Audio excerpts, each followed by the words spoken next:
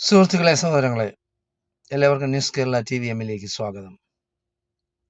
അപ്പം വളരെയധികം ദുഃഖകരമായ, സങ്കടകരമായ ഒരു വാർത്തയെ പറ്റിയാണ് നിങ്ങളെ അറിയിക്കാനുള്ളത്. അതായത് നമ്മുടെ രാജ്യ തലസ്ഥാനം ഏതെല്ലാം തരത്തിൽ സെക്യൂരിറ്റിയാണ്, എന്തെല്ലാം പ്രതിരോധ സംവിധാനങ്ങളാണ്, എന്തെല്ലാം മിലിറ്ററി സംവിധാനങ്ങളാണ് അവിടെ. കേന്ദ്രം ഭരിക്കുന്നത് BJP, ഡൽഹി ഭരിക്കുന്നത് BJP. എന്നിട്ട് അവിടെ 11 വയസ്സുള്ള ഒരു പെൺകുട്ടിയെ മാതാപിതാക്കളോടൊപ്പം ഫുട്പാത്തിൽ ഉറങ്ങിക്കിടക്കുകയായിരുന്നു. അതായത് റോഡിൽ ഉറങ്ങിക്കിടക്കുകയായിരുന്നു. അറിയാമല്ലോ, എത്രയോ പേരുണ്ട്. മോഡിയുടെ ഇന്ത്യയാണ്. വലിയ സംസാരിക്കും. അവിടെ ചെന്നിട്ടും ഇവിടെ ചെന്നിട്ടും ഒക്കെ ഇന്ത്യ അങ്ങനെയാണ്, ഇങ്ങനെയാണ്, ഞങ്ങൾ അങ്ങനെയാക്കി, GDP-യിൽ 1-ാം സ്ഥാനമാണ്, 10-ാം സ്ഥാനമാണ്, ഞങ്ങൾ അങ്ങനെ ചെയ്ത് ഇങ്ങനെ ചെയ്ത്. ഒന്നും ചെയ്തിട്ടില്ല. പാവപ്പെട്ട മനുഷ്യർ ഇന്നും ഫുട്പാത്തിലാണ് കിടന്നുറങ്ങുന്നത്. ആഹാരം പാചകം ചെയ്യുന്നത് ലക്നൌവില്, UP-യില്. അവർ ഭയങ്കര തേനും പാലും ഒഴിക്കുന്ന സ്ഥലമാണ് പിന്നെ യോഗിയുടെ ഭരണസിരാ കേന്ദ്രത്തില്.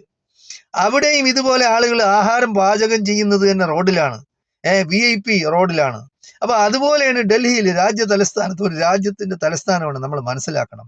എപ്പോഴും എല്ലാ സംവിധാനങ്ങളും സെക്യൂരിറ്റി ഉള്ള സ്ഥലത്ത് ഉറങ്ങിക്കിടന്ന മാതാപിതാക്കളോടൊപ്പം ഉറങ്ങിക്കിടന്ന ഒരു കുട്ടിയെ എടുത്തു കൊണ്ടുപോയി ബലാത്സംഗം ചെയ്ത് കൊന്നു. നമ്മൾ ആലോചിച്ച് നോക്കണം, എന്തുമാത്രം കഷ്ടപ്പെട്ട ഒരു ജീവിതമാണ് മനുഷ്യരുടേത്. ഇവിടെയുള്ള ആളുകൾക്ക്, ഇവിടെയുള്ള പാവങ്ങൾക്ക് ആയിരക്കണക്കിന് കോടി അവനെല്ലാം തിന്നു മുടിക്കുന്നുണ്ടല്ലോ. അയോധ്യ രാമന്റെ പേരിൽ ക്ഷേത്രം പണിഞ്ഞ് അവിടെ പണമുണ്ടാക്കി, അതുവരെ 1200 കോടി അവിടെ നിന്ന് കട്ടുമാറ്റുന്നു. ഇങ്ങനെയുള്ള ആയിരക്കണക്കിന് കോടി RSSകാരും BJPക്കാരും കട്ടുമുടിക്കൽ നിന്നും ഒരു 10 കോടി അല്ലെങ്കിൽ 15 കോടിയെങ്കിലും ഈ പാവപ്പെട്ട മനുഷ്യർക്ക് ഒരു വീട്, ഒരു കൂര വെച്ചു കൊടുക്കാൻ നിങ്ങൾ ശ്രമിക്കാത്തത്. നിങ്ങൾ വേറെ ഒരു സമുദായക്കാർക്കും ചെയ്തു കൊടുക്കണ്ട. നിങ്ങൾ പാവപ്പെട്ട ഹിന്ദുക്കൾക്ക് നിങ്ങൾ എങ്ങനെയും ചെയ്തു കൊടുക്കും. എന്ത് കഷ്ടമാണ്. ആ ജീവിതം ഇനി തിരിച്ചു കിട്ടും. മരിച്ചെന്ന് പറഞ്ഞാൽ അങ്ങനെ പീഡിപ്പിച്ചാണ് കൊന്നത്. ബലാത്സംഗം ചെയ്ത് പീഡിപ്പിച്ചു കൊന്ന്. ഒരു പ്രതിയല്ല, ഒന്നിൽ കൂടുതൽ പ്രതികൾ ഉണ്ടെന്നാണ് സംശയിക്കപ്പെടുന്നത്. എന്തായാലും അന്വേഷണം നടക്കുകയാണ്. അപ്പോൾ പണ്ട് ഇതുപോലെ UPA ഭരണകാലത്ത് ഡൽഹിയിലെ ഷീല ദീക്ഷിത് ഭരിക്കുന്നു. കേന്ദ്രത്തിൽ സർക്കാർ UPA ഗവൺമെന്റ് ഭരിക്കുന്ന സമയത്ത് ഒരു പ്രായപൂർത്തിയായതാണ് ഒരു സ്ത്രീയാണ്, ഒരു യുവതിയെയാണ് ബലാത്സംഗം ചെയ്ത് ഇതുപോലെ കൊണ്ട്. എന്തെല്ലാം പുകിലുണ്ടായി, എന്തെല്ലാം പ്രശ്നങ്ങളുണ്ടായി. മെഴുകുതിരി കത്തിപ്പും മതം ഇതും സമരവും ബഹളവും എല്ലാം ഇന്ത്യയുടെ എല്ലാ ഭാഗങ്ങളിലും നടന്നു. അന്ന് അവർ സവർണ ഹിന്ദുക്കളായിരുന്നു. ഇന്ന് ഇത് പാവപ്പെട്ട ഹിന്ദുക്കളാണ്, ദലിതരോ അല്ലാത്തതായിരിക്കും. എന്തായാലും സമൂഹത്തിന്റെ ഏറ്റവും താഴെത്തട്ടിലുള്ള ഹിന്ദുക്കളാണ്. അപ്പൊ അതുകൊണ്ട് ഇവിടെ ഒരു ബഹളവും ഇല്ല, ഒരു പ്രശ്നവും ഇല്ല, ആർക്കും ഒരു പരാതിയില്ല. ആരും നടുങ്ങുന്നില്ല, ആരും ഞെട്ടുന്നില്ല, ആരും പ്രതികരിക്കുന്നില്ല, ആരും റോഡിൽ ഇറങ്ങി വണ്ടി തടയുന്നില്ല, വിപ്ലവം ഉണ്ടാക്കുന്നില്ല. അപ്പോ ഇതാണ് ഇന്ത്യ, ഇതാണ് മെയ്ഡ് ഇൻ ഇന്ത്യ. മോഡിയുടെ ഇന്ത്യ ഇതാണ്. അപ്പൊ മോഡിക്കും കൂട്ടർക്കും എന്ത് ചെറ്റത്തരവും കാണിക്കാം. ഇവിടെ വിലസി നടക്കാം, അഴിമതി നടത്താം, പണം കക്കാം, മോഷ്ടിക്കാം, കൊലപാതകം നടത്താം, ബലാത്സംഗം നടത്താം, എന്തും ചെയ്യാം. മന്ത്രിമാര് വരെ അത് ചെയ്യുന്നു. നമ്മൾ കണ്ടതാണ്. ഇന്ത്യക്ക് വേണ്ടി സ്വർണ്ണ മെഡൽ നേടിയ, അവരെ പീഡിപ്പിച്ചവരാണ് ഇന്നും മന്ത്രിയാണവൻ. അവനെയൊന്നും ഒന്നും ചെയ്തിട്ടില്ല. അപ്പൊ അങ്ങനെയുള്ള മോഡിയുടെ ഗവൺമെന്റിന് നിലനിന്ന് കാണാൻ ആഗ്രഹിക്കുന്ന ഇത്രയും വൃത്തികെട്ട ചിന്താഗതികളുള്ള ഇന്ത്യക്കാരെ നമ്മൾ എന്താണ് ചെയ്യേണ്ടത്? എന്താണ് ഇവരെയൊക്കെ വിളിക്കേണ്ടത്? എത്ര പിടിച്ചിട്ടും ആലോചിക്കേണ്ടത്. അതായത് പ്രതിപക്ഷ കക്ഷികൾ പോലും അനങ്ങുന്നില്ല. എന്തേ നിങ്ങൾ തെരുവിലിറങ്ങാത്തത്?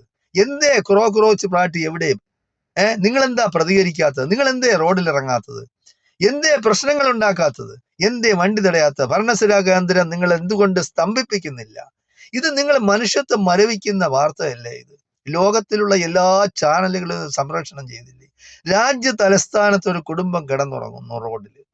അവർക്ക് വീടുണ്ടാക്കാനുള്ള ഒരു അതായത് ആഹാരം, വസ്ത്രം, പാർപ്പിടം, വിദ്യാഭ്യാസം, മെഡിക്കൽ, ഈ സൗകര്യങ്ങൾ ചെയ്തു കൊടുക്കേണ്ട ഒരു ഗവൺമെന്റിന്റെ പ്രാഥമിക ചുമതലയാണ്. അതുപോലും ചെയ്യാതെ ഈ മോഡി ലോകത്തിന്റെ പല ഭാഗങ്ങളില് 12,000 16,000 കോടി രൂപ കൊടുത്തൊരു പ്ലെയിൻ വാങ്ങി ചുറ്റി സഞ്ചരിച്ച് നടക്കുകയാണ്.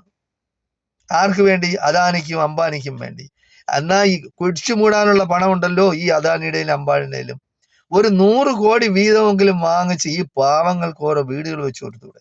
ഒന്നും വേണ്ട, തലസ്ഥാന നഗരിയിലെങ്കിലും അവർ താമസിക്കട്ടെ. ഓരോ വീട് വെച്ച് കൊടുത്തിട്ടില്ലെങ്കിലും ഒരു ഫ്ലാറ്റ് സമുച്ചയം ഉണ്ടാക്കി അവിടെ വീടില്ലാത്തവർക്ക് നിങ്ങൾക്ക് എന്തുകൊണ്ട് ഒരു ഫ്ലാറ്റ് വീതം അനുവദിച്ച് ഒരു റൂം അല്ലെങ്കിൽ 2 റൂമുള്ള ഒരു വീട് ഉണ്ടാക്കി കൊടുത്താൽ മതിയല്ലോ. എന്തുകൊണ്ട് ചെയ്യുന്നില്ല? അപ്പൊ മനുഷ്യ സ്നേഹമില്ലാത്തവരാണ്. സോറി. അതായത് മനുഷ്യരോട് സഹാനുഭൂതിയുള്ള, മനുഷ്യ സ്നേഹമുള്ള മനുഷ്യരാണ് ഭരിക്കുന്നതെങ്കിൽ മാത്രമേ ഇതൊക്കെ അവരുടെ മനസ്സിൽ തട്ടുള്ളൂ. ഇതൊക്കെ എവിടെ മനസ്സിൽ തട്ടാൻ? അവരിങ്ങനെ വന്ന് ഇങ്ങനെ അങ്ങ് പോകും. അതായത് ദൈവത്തിനെ മോഷ്ടിക്കുന്നവരാണ്. ദൈവത്തിന് വേണ്ടി കൊടുക്കുന്ന പണം വരെ മോഷ്ടിച്ചു നിന്ന് എനിക്ക് പറയാനുള്ളത്, നിങ്ങൾ ഈ ക്ഷേത്രങ്ങളിൽ കുന്നുകൂടി കിടക്കുന്ന ലക്ഷക്കണക്കിന് കോടി രൂപയുടെ സ്വർണവും വെള്ളിയും പണവും നിങ്ങൾ വേറെ ഒരു സമുദായങ്ങൾക്കും കൊടുക്കണ്ട, പാവപ്പെട്ട ഹിന്ദുക്കൾക്ക് നിങ്ങൾ കൊടുക്കുക. ദൈവത്തിന് ഈ പണം വേണോ? അതിന്റെ ആവശ്യമുണ്ടോ? ദൈവത്തിന് സ്വർണം എന്തിനാണ്? അതിന്റെ ആവശ്യമുണ്ടോ? നിങ്ങൾ എന്തെങ്കിലുമൊക്കെ ഉണ്ടാക്കി വെക്കുകയും അതേസമയം സ്റ്റോർ ചെയ്ത് സൂക്ഷിച്ചു വെക്കുന്ന ഈ കരുതൽ ധനം ഈ ക്ഷേത്രത്തിൽ എന്തിനാണ് ആവശ്യം? അത് ഈ പാവപ്പെട്ട ഹിന്ദുക്കൾക്ക് നിങ്ങൾ ചെലവഴിക്കുകയും അത് ദൈവത്തിന്റെ സഹായവും ദൈവത്തിന്റെ കരുണയും നിങ്ങളിൽ ഉണ്ടാവും. നിങ്ങൾ എന്തിനാണ് ഇതിന്റെ മുകളിൽ കയറി അടയിരിക്കുന്നത്? അത് മോഷ്ടിക്കാൻ വേണ്ടിയാണ്. അതായത് പണം കക്കുന്ന ഇവിടെയായിരുന്നാൽ ശബരിമലയെ കണ്ടില്ലേ, സ്വർണവും വെള്ളിയാക്കും, വെള്ളി ചെമ്പാക്കും, എന്തുമാക്കും അവര്. അപ്പൊ അതുകൊണ്ട് ഇനിയെങ്കിലും നിങ്ങളെല്ലാം ഒന്ന് ഉണർന്ന് പ്രവർത്തിക്കുക. അല്ലെങ്കിൽ സാധാരണക്കാരായ ഹിന്ദുക്കളെങ്കിലും മതേതരവാദികളായ ഹിന്ദുക്കളെങ്കിലും നിങ്ങൾ റോഡിലിറങ്ങി പ്രശ്നങ്ങൾ ഉണ്ടാക്കി ഈ പണം സാധാരണ പാവപ്പെട്ട ഹിന്ദുക്കൾക്ക് വേണ്ടിയെങ്കിലും ചെലവഴിക്കാൻ വേണ്ടി നിങ്ങൾ ആവശ്യപ്പെടുക. അതുപോലെ ഈ കുട്ടിയെ 11 വയസ്സുള്ള കുട്ടിയെ ബലാത്സംഗം ചെയ്ത് കൊന്നവരാ വിടാതെ പിടികൂടുക മാത്രമല്ല, ഈ ഗവൺമെന്റിന് എതിരെ നടപടി എടുക്കാത്തതിനെതിരെ എന്താണ് ഇവർ വിജിലന്റ് ആവാത്തത്? എന്തുകൊണ്ടാണ്? അവർക്കൊക്കെ സംരക്ഷണം കൊടുക്കേണ്ട ചുമതല ഈ ഗവൺമെന്റിനില്ലേ, ഈ പോലീസിനില്ലേ, ഈ പട്ടാളത്തിനില്ലേ? എന്തുകൊണ്ടാണ് ഇതൊന്നും ചെയ്യാത്തത്? ഇതിനെതിരെ പ്രതികരിക്കണം, ശബ്ദമുയർത്തണം. പ്രതിപക്ഷങ്ങൾ അടങ്ങി ഇങ്ങനെ ഇരിക്കരുത്. നിങ്ങൾക്ക് പിന്നെ സ്വർണ്ണ തളികയിൽ കൊണ്ടുവന്ന ആരും അധികാരം വെച്ചിട്ടില്ല. ഇങ്ങനെ ഇതിനെതിരെ പ്രതികരിച്ചാലേ ഒക്കുള്ളൂ. പ്രതികരിച്ചില്ലെങ്കിൽ നിങ്ങൾ എപ്പോഴും നിങ്ങൾ ഇല്ലാതായി പോകും ഈ രാജ്യത്ത്. അതായത് പ്രതിപക്ഷം എന്ന് പറയുന്ന ഒരു കക്ഷി ഇല്ലാതായി പോകും, കക്ഷികൾ ഇല്ലാതായി പോകും. അതിന് ശ്രമിക്കരുത് നിങ്ങൾ. അതായത് ഈ ഗവൺമെന്റ് എന്തെങ്കിലും തെറ്റായ പ്രവൃത്തികൾ ചെയ്താൽ, തെമ്മാടിത്തരം ചെയ്താൽ ചോദ്യം ചെയ്യണം. നിങ്ങൾ ജനങ്ങളെ തെരുവിലിറക്കി അതിനെതിരെ പ്രതിഷേധിക്കണമെന്നാണ് ഞങ്ങൾക്ക് സാധാരണക്കാരായ ഇന്ത്യക്കാർക്ക് പറയാനുള്ളത്. ജയ് ഹിന്ദ്, ജയ് ഭാരത്.